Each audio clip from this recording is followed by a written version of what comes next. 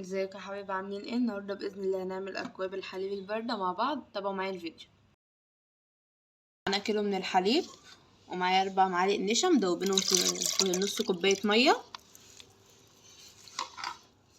ومعايا 4 معالق من دقيق السيمولينا، ونص كوبايه سكر. هنرفع بقى المكونات دي على النار، هنقلبهم كده الاول وبعدين نرفعهم على النار. معانا 4 معالق من القشطه، ممكن قشطه معلبه عادي. احنا كده رفعناهم على النار، هنفضل بقى نقلب فيهم لحد ما يتقلوا معانا. كده تقلت معانا اهيت، هنطفي عليها ونرجع له. معانا نص كوبايه من اللبن،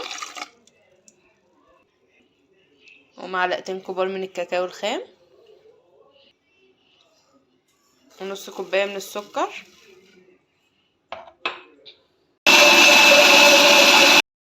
جهزنا الشوكولاته، احنا حطينا نص كوبايه من الزيت، نزلنا بيها سرسوب كده واحنا بنضربهم في الخلاط. كده احنا صبيناهم اهوت في الاطباق وسيبناهم جمدوا شويه، وهنحط بقى عليهم صوص الشوكولاته اللي احنا عملناه.